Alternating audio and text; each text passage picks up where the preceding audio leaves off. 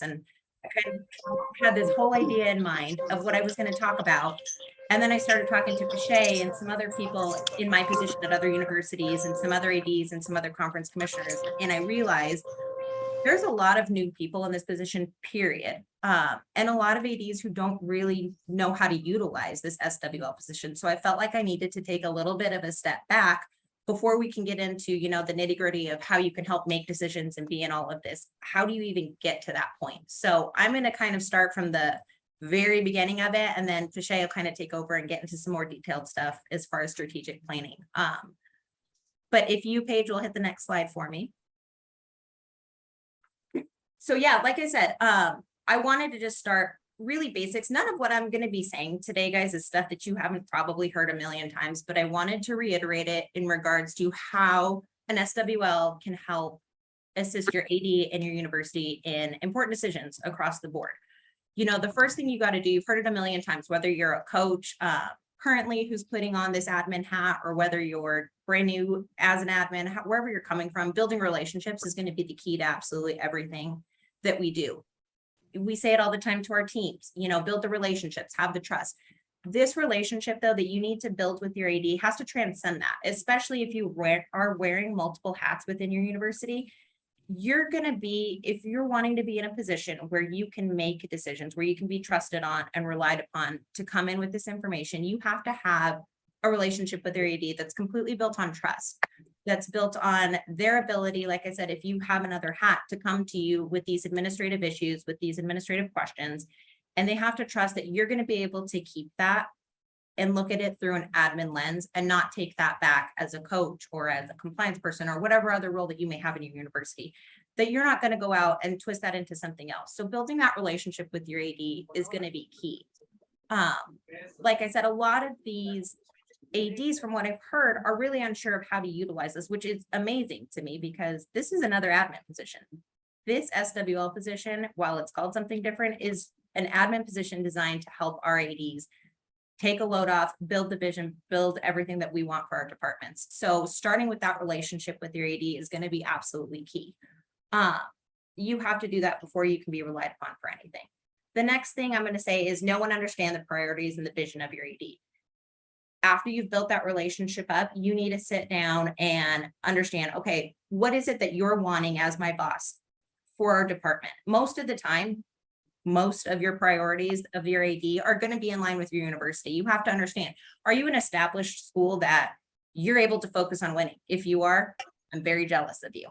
Are you at a university where your athletic department is relied upon for a lot of the enrollment of your school? If so, your priorities of your department are going to be having large rosters. Are you at a faith-based institution where faith is the #1 driver? You have to know exactly what your AD's priority is in order to be able to help make any of the decisions. What I would say there is schedule meetings, drop in. I'm really fortunate that I've been working with my AD at 2 different universities now for the past 10 years. So we have that relationship. He is one of my best friends in result of all of the time we've spent together and all the intentionality that he and I have both put into our relationship. But I know his priorities. I know what he wants. On the flip side of that, I also know his vision. And those 2 things, it's important to say, are very different. Like our institution, for example, a priority for us is having large rosters because we need to help the enrollment of our school. But I can promise you the vision of my AD is not to continue those large rosters forever and ever. So being able to sit down and have those conversations with him and understand, okay, this is where we're at now. How do we get to that point? What do you want to see done? What is your goal for that? And then what is your long-term goal? What do you want after we get through whatever it is now? A lot of us are still coming out of COVID. After we get through this, what is the 3, 5, 10, whatever that looks like for your AD, however far ahead they've planned? What is that vision that they have? And it's going to take a lot of drop-in scheduled meetings, however your relationship with your AD is, whether it has to be more structured or not. We're a very relational department, so we do a ton of drop-ins. I mean, we just come and plop in each other's office all the time. And it's just a conversation. Hey, what do you think about this? How are we doing on this? But it's a constant intentional talk with each other in order to do that. Next, I wanted to hit on that. I'm sorry, forgot something real quick. Don't let your ADs, guys, give you the answer of, we want to win, we want to fill rosters, we want to help enrollment. That's not an answer. Okay, so if your AD is telling you that, that's everybody's answer, first of all. But be asked to know more. okay, if that's it, get specific here. What is it that we want? If you have a struggling program, how do we want to help this program? How are we going to get out of this? But don't let that be the answer that they give you, because our ADs are really busy. Our schools are really busy, but don't let them, in a sense, just give you that general information. You know, be intentional again about, we're going to have to help some of these people know how to utilize us. So I probably drive Kevin Steele crazy, because especially at the beginning of our working relationship, I was constantly asking questions about, okay, why this budget number? Why this roster number? Why this? And it wasn't a question of explain yourself to me, but I was trying to learn. And in order to learn, I had to ask all of those questions. You know, now I can make a decision. Okay, budget numbers make this because the roster is this, because our travel is this. You have to know all of that though. So you have to be asking those questions, and they have to be ready to give you the time to answer those questions. Next, you got to buy in. So this is really important, because it's one thing to know the priorities, to know the vision, but if you're not bought into what they're saying, it all fails. I have to know that, you know, what Kevin wants for our department, what my president wants for our university, I'm 100% behind. Whether the small details behind the scenes, you know, we go back and forth on to figure out how we get there, I have to buy in on that, or else how will I ever be trusted, you know, to be called upon for my opinion, to be called upon for my direction, if I'm not in line with the overall vision of what we have here for our department. Because again, at the end of the day, guys, the ADs, it's their vision. They were hired for a reason. We're here to support them. So we have to be able to buy into that. That does not mean, though, I want to make it clear that you have to be a yes person. That I would say, make sure, I always hate the term, we're giving women a voice. I personally, and I know a lot of you from talking to you, I've always had a voice, but now I have an audience. So it's really important to know the time and to know the place. Hey, this is what I think, you know, even though I'm going to agree with you, you're my boss, this is what we're going to do. But I also have questions. I also want to know why. I also want to know how. It's not just this blind, yes, this is what we're going to do because this is my boss says it's what we're going to do. It's really important that if you ever want to grow in your role, that you're able to feel comfortable, you know, asking those questions, and that you have, again, that relationship with your AD where they know that you're coming from a place of wanting to learn rather than just trying to fight against somebody. The next big point that I'd like to hit on is be ready to act on what you know. I don't know about you guys, but my office is the office that all the coaches come into and, you know, sometimes feel like they need to vent, complain, whatever it is we want to call it. But knowing all of those visions, priorities, policies, knowing why all of those are in place, help me act on what I know with my coaches. You know, you may be complaining about that we had a small budget cut and now I'm making you take a more expensive bus in order to get to this place. You may be complaining about that because you can save money by taking a van. But now I know the reason behind that. I know we're doing that because we're trying to give you as a coach a better experience, of student athletes a safer and better experience by taking that bus. I know all of that and I can explain all of that because I've taken the time, again, to build that relationship, to understand the visions, to understand the priorities, to understand the policies. I can now act on that with my coaches. And it ties into the next step, have that united front. They're always going to see things from a coaching lens. And you know, what's good for the few is not always good for the many. And it's really important. Again, I know there's quite a few people here who share a coaching hat and an admin hat now, to be able to take those two things off and not look through a lens. Look through things with, while this may be best for my particular budget or this program's particular budget or whatever that is, it's not always good for the greater good of the department. Like I said, a big thing for us is how transportation, you know, I'm looking out for a coach's safety. I'm looking out for their ability to enjoy being time with their team and not having to focus on the road. Liability, all of those things. And while they may not understand that, now I'm ready to act on all of that because I've taken a lot of time to invest in knowing that information. Which goes with the united front too. You know, sometimes there's stuff that we put in play that I don't necessarily feel as strongly for as my AD does, but at the end of the day, my job is to support him and my job is to support our university. Going back to that buy-in though, that doesn't mean I'm a yes person behind the scenes. It means I'm questioning things and having those respectful conversations. But at the end of the day, my AD knows I'm going to have his back regardless of who's in my office, regardless what students here. We have come to an agreement that this is the direction we're going to go. And again, before I could be trusted with making any sort of decisions or be in any sort of meetings or committees without him, I needed to gain that trust that I was coming from the same place that he was. Once I was able to do all of those things, I started to find out where the gaps were in my department. What are the strengths of my AD? What are the strengths of me? Where was he missing out on that I could help fill a role? For us, it's a lot of, I am pretty easy to get along with most of the time. So I felt like going out to student affairs, going out to dining services, going out to financial aid, like creating those relationships were a big area that I could really contribute. So then when we come back and we're taking the time to say, okay, how are we planning practices? How are we getting students to and from here? I've created the relationships across campus that I can now give input for them and say, okay, this is how these coaches are working with financial aid. This is how financial aid is utilizing this information. Yeah. Those were the gaps that I really found that I could fill, that then started getting me into these conversations, these bigger picture conversations, decision making and planning of, okay, I can bring more than just the opinion of my AD or the opinion of my coaches. I was able to start bringing in more of the opinion of outside people in our university. So filling those gaps and whatever that may be, maybe you guys have problems, not problems, but maybe you guys have a need and that's not where your AD's focus is. Can you fill that gap? Maybe your gap is in the organizing of things. Fill that gap, whatever it is. Again, building that relationship and finding out what needs help and where you can fill in and where your strength and weaknesses. And then when she got in, your bartenders didn't check her ID. I'm kind of thinking to myself, like, well, I'm a bartender at a bar. You need to mute yourself. Okay, guys, everybody needs to mute themselves. We got a conversation about a bar going on in the background. Right. Okay, I would. you. The whole point of a bar person is Paige, I think as the host, you can mute people too. There you go. Sorry about that. So yeah, finding the gaps of where you can assist and what your AD needs the most help in. And then finally finding resources outside of your university. Kevin Steele, I'm lucky, is always willing to answer all of my questions, is always willing to just take the time to figure out what it is that I'm confused on, what it is that I need help on, where it is the next step I want to go. I'm fortunate he takes that time. Not everyone has that time. Not all ADs have that time or necessarily know that they need to start those conversations. Or if they do, that's great. It's also still great to have a different opinion. I've been, again, fortunate that I have some really good relationships outside of my university that I'm then able to draw on knowledge and bring back.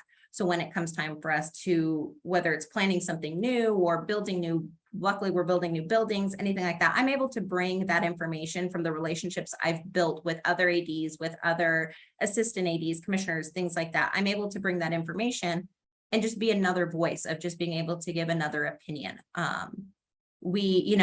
Kevin and I's relationship is we always work a little bit of devil's advocate here. We like to toss every side of the coin. So having as much of that information as I can has made it fun for the two of us to be able to really collaborate, because we know we're always going to be questioning each other in a respectful way in order to continue to be better. A lot of the things that I did early on were just, it was back when Jim Abbott was doing his Bosca Twitter chat time. Jumping on stuff like that just to see what other people were doing and just to have that information. I was at a point in my career that I couldn't contribute because I wasn't in those same spaces, but it was just trying to learn from those people and understand this was their thought process. This is what they're doing. This is how they're doing it. And just taking that information so that I could start building a knowledge base for myself to then be to a point where I can say, look, this is what I've seen around the country. This is what I've seen, how it relates to us. Reaching out to people as much as you can. It all goes back to building those relationships. Those are kind of the main points that I wanted to hit on of how you could start building a relationship with your AD to get to the point where you can be in a position to help make decisions. I was fortunate. I worked with Kevin for 5 years at a previous institution. So we had built this relationship. We built this trust. We kind of have this workflow. So when we came to Ottawa University in Arizona and started building this institution, literally building this institution with buildings and everything, he was able to then vouch for me at a presidential level of saying, listen, I trust her. This is what she knows. This is what she can bring. I'm now on the presidential leadership team because I have all that backstory with Kevin. So then our president puts me into things and I'm able to be in page and field flip slides. I'm able to be in these meetings where we went from building dirt to this whole complex that we have. I was able to be in the design process and I was more than just listening at that point. I was able to give an actual opinion of, listen, this is how our students are utilizing what we currently have. This is how we could use it. it was little stuff from saying on a game management point, this is the stuff that I need and how I need it to operate. So this is what the building needs to look like, to, hey guys, don't forget, people, if we want this to be a family atmosphere, we need a family bathroom with changing stations in the women's and family and men's restroom, little stuff like that. And then I was able to, I was trusted with, hey, design the field, pick what you want this to look like. But it's because you've taken that time to build those relationships. And my president and my AD know that I'm going to come with a voice that supports what my AD wants. I'm never going to go into a room and they're going to question, is this different than the vision of the OUAZ athletic department? Because I've taken that time to have that relationship, to understand and to buy into the vision, and know that I can speak of a voice that supports what he says. It may be differently, it may come across differently, but at the end of the day, our goals are in line and they're together. So I was able to be trusted with those construction meetings. I'm able to be on our university-wide strategic planning committee meeting. Like I said, that consists of board members and our president and our chancellor. My AD is not on that. And it's because, again, I'm entrusted with this voice of that. I know that I'm backing what they want and that we are in this together. So a lot of what I want to say, guys, is just really taking the time to know who you are as well. Just because I have the same vision and have the same buy-in as my athletic director, I really had to step back early on in my career of saying, okay, this is how he approaches it. That's not my personality. How am I going to be as a leader? Who do I want to be as a leader? Because I didn't want to be an exact copy of my athletic director. That's not what was best for me. And that's not what was best for my institution. I needed to figure out what he did and how I could form that into my own words, into my own personality. And that, I believe, is the truly teamwork part of Kevin Steele and I's relationship, is we're able to come to the same space, but from two completely different vantage points and two completely different ways of going about it. And that's what makes it work. And that's what helps make my job fun, first of all, is because we have that respect. And he gives that in return because we work together and because I'm coming from an authentic self and not just trying to be who he is in his way. So I'm going to let Fachaitte kind of take over more on the strategic plan specific side of it. I just, like I said, wanted to make sure that we were going to kind of a ground zero level of this and making sure that before you can be in any of these meetings, before a president's going to call you and ask, hey, what's your thoughts on this? All of these other steps need to happen first.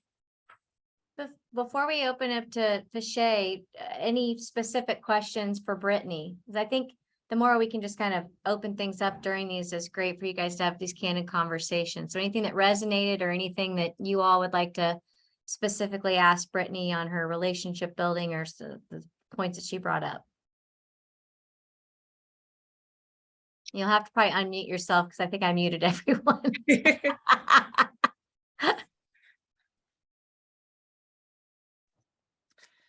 Brittney, this is Doniva from Milligan University.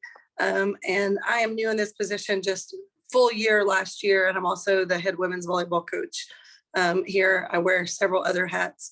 But I think my question would be, I think all those are very valid points and things we have to definitely take into consideration and make sure we're doing.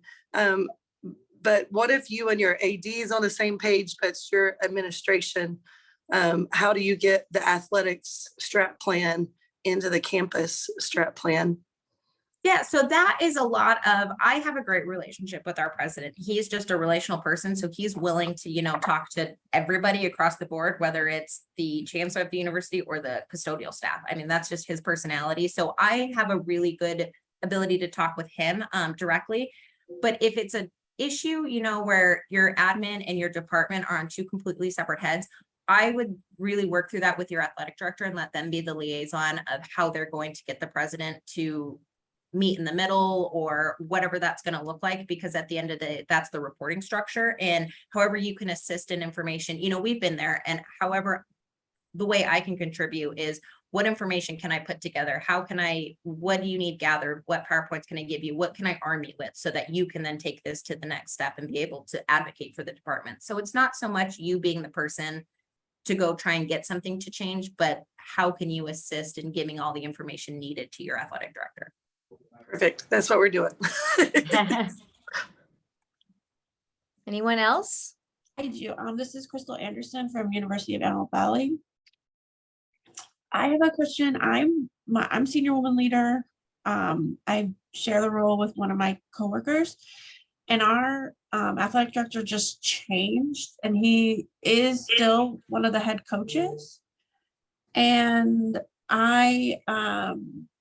we had a sort of snafu, the two of us, a difference of opinion, if you will, and one of his students plagiarized in my class. So there's still a lot of tension there. So if you can have any, how do I start to begin to repair that relationship with the AD? Like, to let him know that, like, I am here to support him and that all of that stuff is in the past. Yeah, I think it's all about just, first of all, having that good relationship to begin with, so that way that your AD knows, when you do question them, it is coming from a place of what's better for the student or for the department. It's not coming from a place of personal opinion. But if they're new and you don't necessarily have that relationship built up, I think it's just going out of your way to show that of, hey, this is why I'm bringing this up. This is why there was tension here. This was my thought process behind it. And this is what I wanted to get out of it, whether it's teaching the student a bigger picture or however that looks like, plagiarism policies within your university, going in and explaining, hey, this is why it was an issue to me and this is what I wanted. Next time, now that the issue is over, how do we, next time going forward, how should we approach this? How can we be on the same page so that we're not running into butting heads again? How can we, because chances are it will happen again. So how can you and I get on the same page to where you don't feel attacked and I don't feel attacked, and at the end of the day, both of us are still doing what's best for the student? It's a lot of conversation is really all it is, and it's a lot of pre-planning of, this will happen again. What do you want to do next time? Okay, thank you. All right, I'm gonna turn it over to Fachaitte. Sound good? Okay. All right. Or did anybody else have a question? I was going to take a different approach. She had mentioned a faith-based institution, and I work at Faulkner University, and we have a preconceived notion that women are not respected or recognized well as leaders or to lead over men. And so sometimes I get caught in a situation where I am the only head woman coach on staff. And when my AD would maybe like me to take over things, he can't because of how our structure is. What advice would you give? Yeah, unfortunately, I can't tell you how many times I've been told, hey, you're on this, not by people within my institution, but passing comments made of, oh yeah, you made that because you're the female that they needed to represent. And it's insane to me that those comments still get made. But the way I would say it is just builds that respect. The way I've done it anyways, is I have just gone out of my way at the beginning of my career to, with my AD, like, listen, this is what I can contribute. I'm going to go above and beyond, and I'm going to prove myself to you. And then I needed him, and I had many conversations with him about advocating for me of, okay, I want to do something more. I feel comfortable in this. I think you feel that I'm doing a good job in this. I need you to help me advocate for more. And it was a very intentional, like, this is what I need help with, because I feel like I'm running into a wall here. I couldn't just wait for him to do it for me. It was, hey, look at this roadblock that I'm seeing, because you may not see it, but I am, whether it's intentionally or not, ready for the next step, and I'm not being given it. So it was a lot of just, talking with him and being very honest with him about what I wanted for my career and what I wanted to do next in responsibilities and duties, and getting him on board and having done the work before that to build that confidence for him with me. Thank you. I appreciate that. All right. Fachaitte, would you like to take us to the next segment? Sure. A little introduction as well. And all Right. your new roles, and she's also working on her doctorate, so has a few things on her plate. You just had to throw that out there, didn't you? I have to. I'm so impressed with all the women of the NAI. I'm telling you what, the more stories I hear, I'm like, wow. Well, thank you. My name is Fachaitte Kinslow. I'm the Assistant Director of Athletics here at Langston University. We're the only HBCU here in Oklahoma. I'll be here going into my second year next November. And like Brittney, first of all, Brittney, you did a great job. That was amazing. And I think we're alike in a lot of ways. One thing about the assistant AD or the senior women leaders position, you definitely have to make it your own, take your strengths. If you were to look at the job description of the assistant AD position here and you look at my resume, they don't match up. Like, you would not hire me. But my boss, Donita Drain Rogers, she knew me, she knew my background, she knew the direction that I was wanting to go, and thought I would be a perfect fit for this campus. And so, like Brittney, she had to really convince the president that I would be a good fit for this position, and it really turned out great. So very fortunate. Everything that I've been doing for the past 20 years definitely positioned me for this role. So as assistant AD or SWL, really take your strengths and make it your own to fit the role of what you're doing. So what I am going to talk about is strategic planning. What is the whole purpose of strategic planning? I think a lot of us know what strategic planning is, but why do we have to do strategic planning? And I remember my first year in grad school, we actually had a professor that made us write down 10 goals. She said that when you write down your goals and you're looking at them, they're more likely to come true. 20 years later, I still have that sheet of paper. Out of the 10, I would say 8 of them have actually come true. The other 2, getting married and having kids. So not to say that they won't get come true, maybe later on. But the purpose of strategic planning is to have clearly defined accomplishments in your organization. Where are you going? Where do you want to accomplish? And so that is a huge thing. Next slide. So you really want to, the first thing you want to do is define the mission, the vision, and the purpose of the university in your athletic department. If your university has a strategic plan, you want to align the strategic plan of your athletic department with the university. So one of the things that we did is, okay, what does our university want to do? What is the mission plan?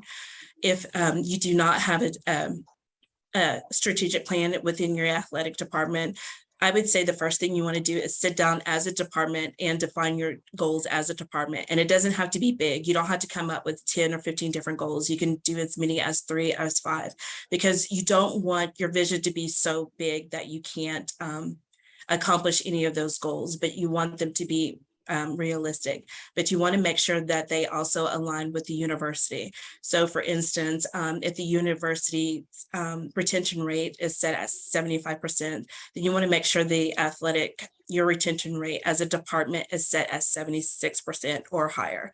And so, you don't want to set it at 60%, but you do want to, let's say the first year, if it's at 50, increase it by 10% the next year and 25% the following year. Next slide, please. When you're creating a strategic plan, again, create realistic goals. What do you think you as a department can actually do? I forgot to mention this. We actually, as a department, will have a professional development at the end of the year. So it may be end of May, beginning of the June, and we'll bring all the coaches, everybody in the department. And one of the things that they will have to do is work on their strategic plan for the next year. What have they actually completed in the past year? You want to be able to reevaluate every year. And I would say one of the reasons you want to reevaluate is because things change. So for instance, last year, coming out of COVID, one of the things that we really were trying to do was make sure that the kids were safe and they had the mental resources that they needed and academics. This year, not to say that we don't want to keep the kids safe, but COVID isn't as much as a problem as it was last year. We're still dealing with mental health. We're still dealing with academics and tutoring, but we're also looking at more fundraising.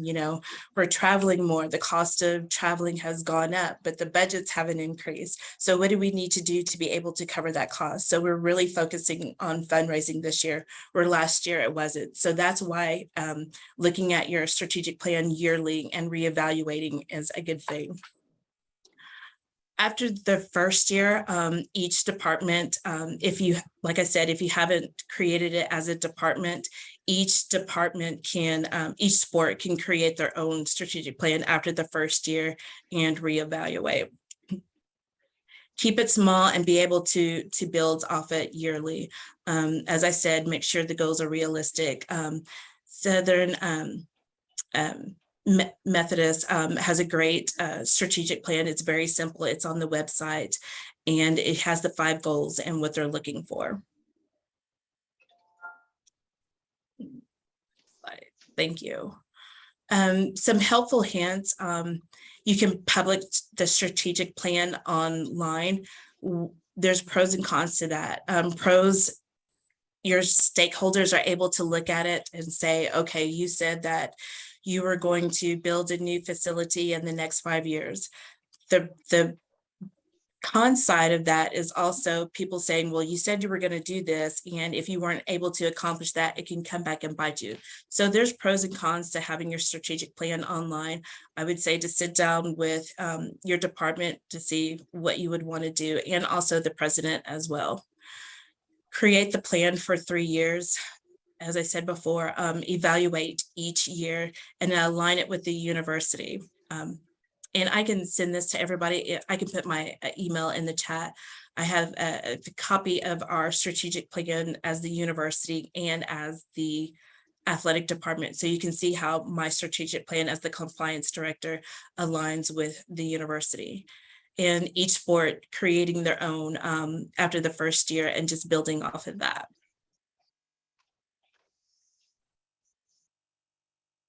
Was there another one? Another big thing is to really research other universities like yours. If you're a private institution, research other private institutions, other HBCUs, researching others. Lafayette and Vanderbilt both had really great strategic plans online that you could look at and kind of build from. And one of the things that I learned in my class, I actually just had a class, strategic planning class, was looking at donors, how to include donors. I don't think I've ever been a part of an organization where we looked at donors or other stakeholders to include in their strategic plan. But one assignment that I had, we actually had to look, well, what part does the donors play in building your department and the strategic plan?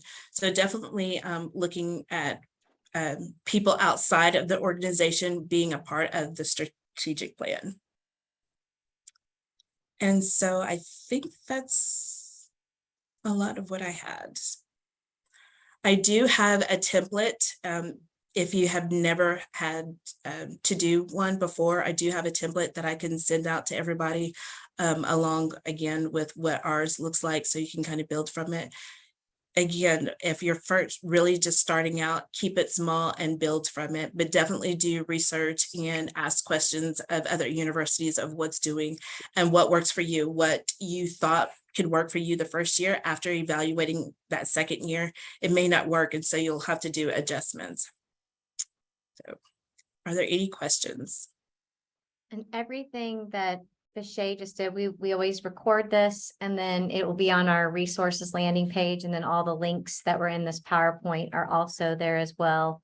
So if there's anything else, Fachaitte and Brittney, you want me to share, can put that on there, and then we'll do send it out to everybody who attended or couldn't attend as well. Okay. Let's open up to questions for Fachaitte and of course Brittney too. Any more questions on her portion of the strategic planning?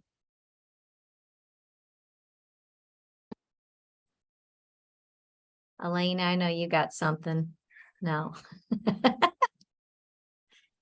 Just taking it all in. I do notice, not to pick on Danita, but your AD is on here with you. I don't know if she wants to tag team on, She does. Any pain points or any things of how you guys worked out things together. Cause I mean, I think it's great to hear on the perspective of both the AD and the senior woman leader and hearing directly from you too, Danita. Again, I always like to pick on you when I see you. Paige, you do pick on me quite a bit. I do. Yeah. I have to say that I'm super proud of Fachaitte and really how she condensed this information. I last week when we were talking about it, I never would have thought that she could get that much in 30 minutes. in less than that. So I'm super proud of that. But definitely strategic plan is a daunting task to look at from the very beginning. We had to really work on our strategic plan when we changed to the Sooner Athletic Conference from the Red River. That was a part of our conference package. And so I would, at the time I dreaded it, but it's really been a tremendous help to be forced to sit down and get all of that on paper. One of the things that's frustrating to me, I don't know how many of you guys have a strategic plan in place, but we didn't. And it was really frustrating because you're just like, man, we're in the 2000s and there's nothing in place already. And I get the honor of creating this bad boy from the ground up. So if you're in that place, some of the links that she provided for you are outstanding. That Vanderbilt one, man, that's how I would like to go ahead and tailor ours to. Our strategic plan on my side is about, I don't know, 17 or 18 pages. But each one of my particular sports programs, theirs might be 3 or 4. So just remember, so all of my strategic plan has to encompass all the programs, and I still have my own goals and expectations as the athletic director and lead of this department that doesn't always align directly with theirs. I had a lady that was in our, they do our statistics and all that for the university. And one of the best advice she gave me was like, I sent her my template of what I was doing when I first started. And she's like, you got a great start. I commend you. Your university most of the time is not going to expect for athletics to be able to come to the table with that type of document. And she was just like, I applaud you. She said, like, most of the departments on our campus really don't have their own yet. But she's like, once you're doing this, go ahead and align it with the universities. We have what we call pillars. And so our pillars and our goals are aligned with Dr. Smith's, our president's. And so if you do some research on those things, you can just, especially when it comes to accreditation, suddenly we're an important piece of the puzzle. We had our own meeting with the accreditation team as well. Some of the things that we didn't think about is also how important it is for us to have data on, when we have an event for our student athletes, and many of you guys are senior women's leaders, you may be over maybe some programming for your female student athletes or your CSA. I don't know what that looks like on your campus, but make sure that you guys start doing some things like asking questions like, what did you think about the event? What 2 things did you learn from the event? Find you a survey link, and some of that data information will also help when your university is having is being accredited. So they need data that, and again, you will blow some people's mind because they don't think athletics to really come with it on that type of educational component. So those are my big tips on that part, and really look at that Vanderbilt one. I love the photos and those type of things that are included in that strategic plan. And that's one of the things that I'll probably be adding that to ours, because I think that's important. That old saying about a picture speaks 1,000 words. And you just see that, and it helps you be excited to read the next part of their strategic plan. So I hope you guys all get the opportunity to review that sometime this week. That's all I have, Paige. Thank you. Are there You're any welcome. other ADs on too that want to, talk anything about, support from their SWLs? Any other comments or questions? I have a question. Thank you, Sheila. Yeah, I'm at Cumberland University, and I'm interested. Fachaitte, thank you for speaking. But when you talk about including the stakeholders, sometimes you're talking about different people, different departments, and things like that. How do you get that collaborative when not everybody has the same mindset about where the university should be or is heading? So that's really good. That was actually part of my assignment. The stakeholders not get I don't want to say getting along, but having different opinions. So I would say go back to what the mission and the goals of the university. And I know I'm going to go back to the Hubik, Donita, but just having the competencies. So if you bring the stakeholders in and meet with them in a meeting, have the vision on just some butch papers so they see it. So they know what the vision is for the university, or they know what the vision is for the athletic department. So that's where you're going. There may be different ways. Obviously, there's different ways to get to that, but just coming up with one way. So I would start with making sure that they know the vision of the athletic department and the university.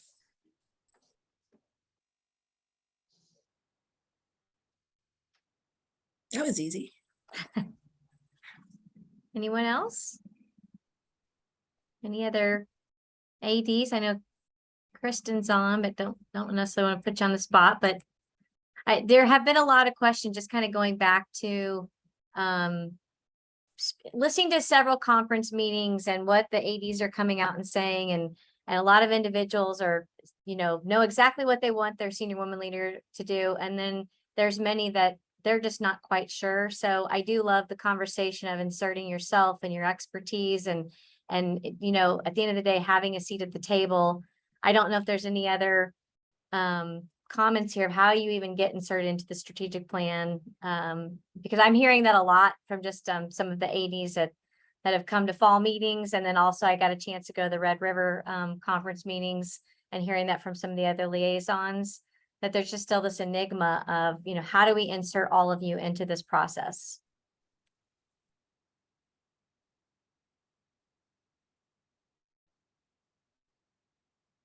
And it's okay if you guys don't have any comments. I don't want to put anybody on the spot. Probably eating some lunch. We got your cameras off. That's good. Hey, I'll just reiterate again, put yourself in those situations. If they don't know how, you have to be the one who's willing to, you can't wait for somebody to advocate for you. You have to be the one who's there saying, this is what I'm interested in. This is, I want to learn more, or I have an opinion, or I have an idea. And you have to be willing to take that first step in order to help educate them of, this is what I know and this is what I can bring. Don't wait for them to ask you. And just continue. The more you can show that you're interested in learning, I think, is the more I kind of was able to get attention of like, okay, maybe we can mold her, maybe we could teach her, maybe she already knows something. I got that attention because I kept asking questions over and over and over again, just to show, hey, I want to know what you have to tell me. This isn't just something that string me along and I'll do whatever is needed. I'll kind of pick up all the grunt work. I wanted to be involved. I asked to come to conference meetings. I asked to sit in on phone calls. I never necessarily wanted to say anything or did say anything, but I wanted to just hear other minds in the room so I could learn that. But be ready to advocate for yourself and put yourself at that seat. Don't wait for somebody to pull up a chair for you. And I think that goes back to what Brittney was saying earlier, developing a relationship with your athletic director, because I know if my boss doesn't like something, I'm not going to can't get your feelings hurt about something, but we are able to sit down and talk and have conversations and say, okay, hey, I want to do this. And she may ask, okay, well, how are you going to implement this? And so it really is based on the relationship with your athletic director, and how you can implement things and talk to them and just really have those conversations of what you would like to do and contribute to the department. Great. All right. I'm going to turn this over now to Austin Bennett. I don't have walk-up music for you, Austin, but if we did, let's see, it would be something really cool, man supporting all these women. And he just recently got married, so he knows how it is. 100%. My walk-up music for a second, I thought was going to be the drilling they were doing outside the window. So I'm glad that stopped. So, but yes, thank you guys so much for the opportunity to speak with you. Thank you for what you do on your campuses and in the NAI. I'm excited to continue to see it insert itself more and more into schools, communities, and into our kind of our national councils and things like that as well. So very important work and very excited to have a small part of your time today. So Austin Bennett as Fachaitte Director of Championships. I'm in my 11th year with the NAI. Started as a championships department intern 11 years ago, and then served as a sport manager. And then a couple different things along the lines of the NAI showcase, as well as special events and sports sponsorships. So just kicking off my second year as the director. I'm excited to embark on this for year 2. And as things kind of slow down a little bit, really start to insert different things to enhance the student athlete experience. So, but the topic today is selection committee and selection process. So figured I'd start with just a history of the selection committees. So we have 16 of our 28 championship sports currently qualify for the championship through a selection committee. This wasn't always the case. In fact, just about 5 years ago, all of our championship sports qualified through ratings. Obviously, there's automatic qualifiers through conference, but then any at-larges were just straight from the ratings from the final rating in that sport. So baseball started the move to national selection committees right about 5 years ago. They're our longest tenured one. And since then, we've added, like I said, 15 additional sports. And I think it's created a lot more competitive quality, and just overall, it has benefited our championship as far as the field. I don't want to say it took the human error out of it with the ratings, because there's obviously selection committee and there's humans on that, but it allowed for a more in-depth look of the quality of the body of work for a school to be selected as an at-large versus just where they averaged out on a rating. Quick overview of selection committees. So these are made up of coaches in a given sport. They're made up of administrators. The National Administrative Council liaison serves on it. And then there are at-large positions selected as well for it. So it could be a past coach with NAI experience. It could be the conference commissioner that has experience in that sport, or any of the above, basically. But they make up the selection committee. And a quick side note, I think this is a great opportunity on the selection committee side to get involved at one of those admin positions or at-large positions for all of you. I understand you have a ton on your plate, but it's a real great opportunity to get in, learn the process, see it, and then obviously affect a given sports selection committee process or selection process. So by serving on it. So these groups get together really starting about 8 weeks out from a championship.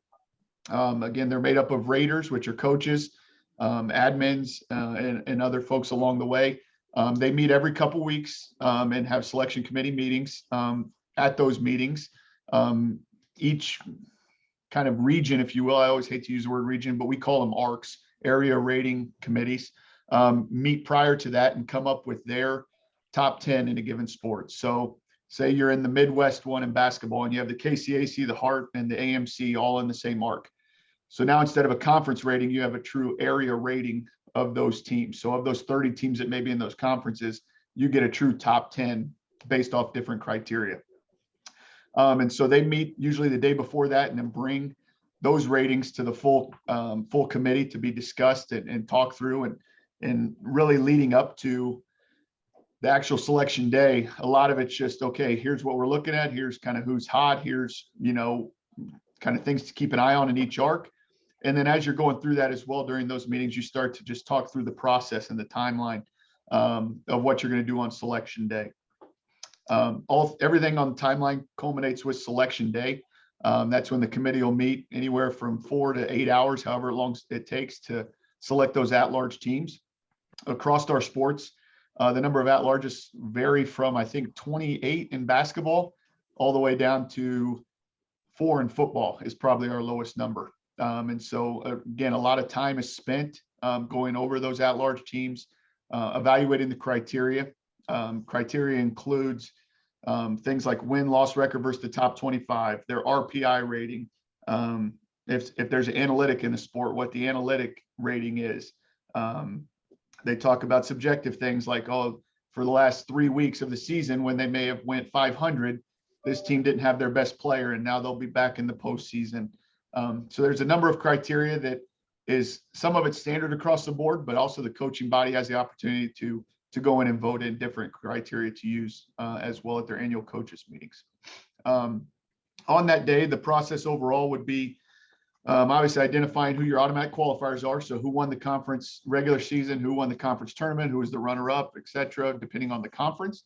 And then you go through and and you go through and you nominate based off those arcs, teams to be considered for at-large nomination. And so we'll go through each of anywhere from 4 to 6 arcs, depending on the sport, to nominate schools to be up for at-large selection.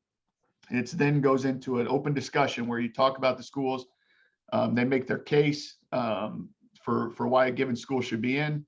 And then it comes to voting time.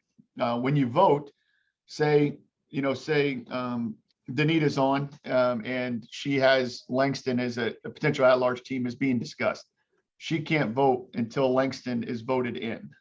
So we take out opportunities for somebody to just try and push through their own school and not be subjective in the process overall. This is truly a look at what's best for the sport, what's best for that championship field. From there, you start to narrow it down. So you can only fill half the available or at-large spots at a time. So say that, you have 10 spots available for at-larges, you can only fill 5. So it literally goes based off of voting that everybody does, that is able to then capture, okay, these are the top 5 vote getters. They now move into the field. And then the other 5 then go back into the next round of nominations for at-large and voting. And so that process repeats itself until you filled all the at-large positions. After that, you go into seeding. So the selection committee is also tasked with seeding the championship, whether it's for opening rounds or final sites. They go back through a similar process, nominate who they think should be a 1 seed, capture all those. Say there's 10 1 seeds, capture all those. Then you go back through and actually rank those 10. That way you have a true number 1 all the way down to a number 10 in that group. So that process again is a little bit time consuming, but again, a great opportunity to go through and dissect based off the criteria, what teams should not only be in, but where they should be seated, and begin to create those matchups. And then it finishes up with looking at the field overall. So seeing what the matchups are, identifying, are there any conference opponents that would be matching up in the first round? Is there opportunity to eliminate flights and reduce financial burden of schools by maybe making some changes? Again, we don't have the luxury of truly going 1 versus 64, 2 versus 63, so on and so forth. We very much try and keep it as close to the actual seat as possible. But again, if it eliminates flights and saves money for reimbursement in a given sport, then we really work to do that. Any questions on that piece before I move on to kind of just the future of it? Again, this is a very high level overview of it. There's some intricate details, but I will say, while we're waiting to see if there's any questions, on each coach's corner page, which can be found at nai.org/coach, and then you pick whatever sport you want, you're able to go ahead and click on that page on the selection committee policy for that sport. So if you have interest in a particular sport or interested in serving, obviously that'd be a good start to kind of see that sports policy and process. We had a question for the SWL, who was recruited from instructing. This would be for someone like the NAI World Series. Crystal, do you want to elaborate on that from UAB? Yeah, so I'm still getting my sea legs in the athletics, like what all the different things mean. Because I was not part of the athletics department when I was asked to be senior women leader. I was asked because like the coaching staff, we have a pretty high turnover rate, to be honest. And I've been teaching at the university for 10 years.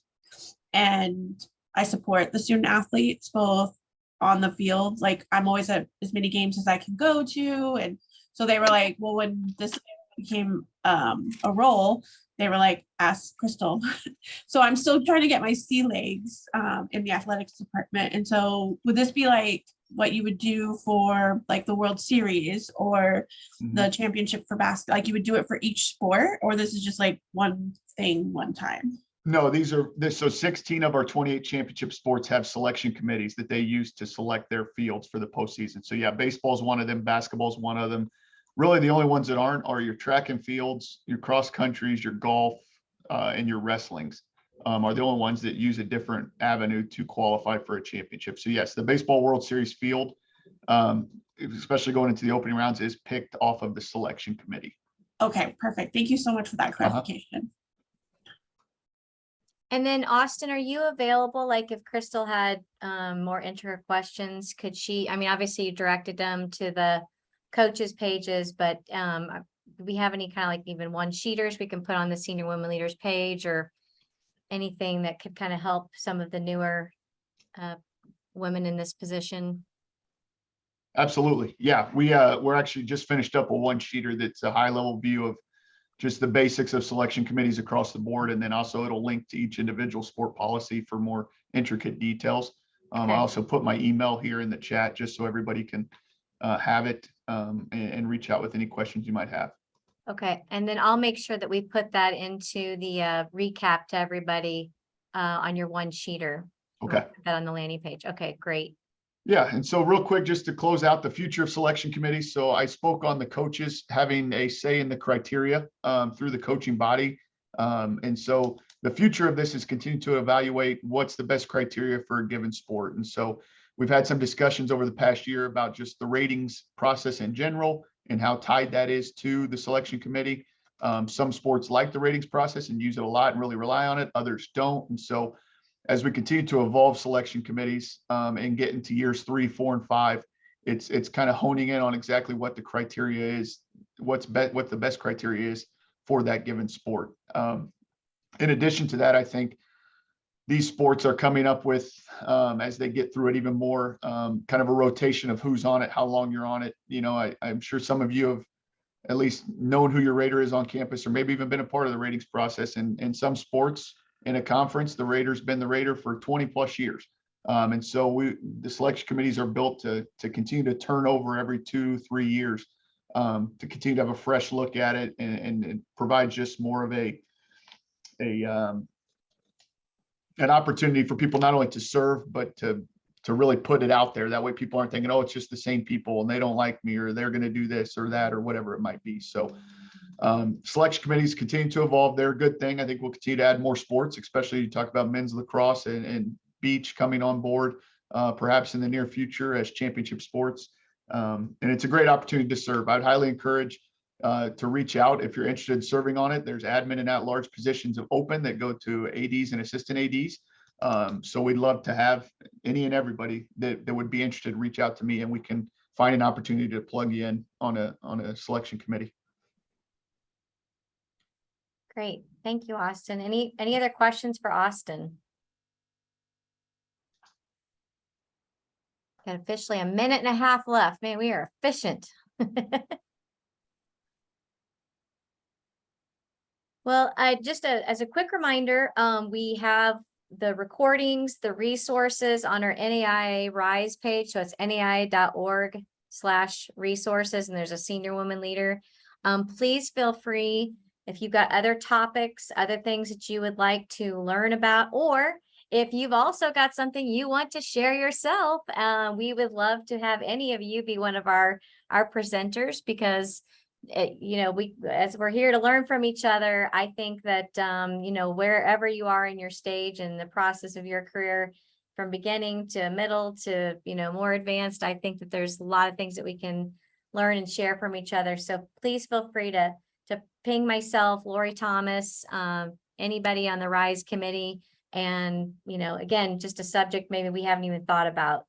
So I just want to say thank you guys for your time. Thank you, Brittney. Thank you, Fachaitte. Thank you, Austin, for sharing your knowledge today. Thank you, wonderful, wonderful women of the NAIA, and have a wonderful day. All right. Thanks, guys. Bye. Thanks, Bye. Paige.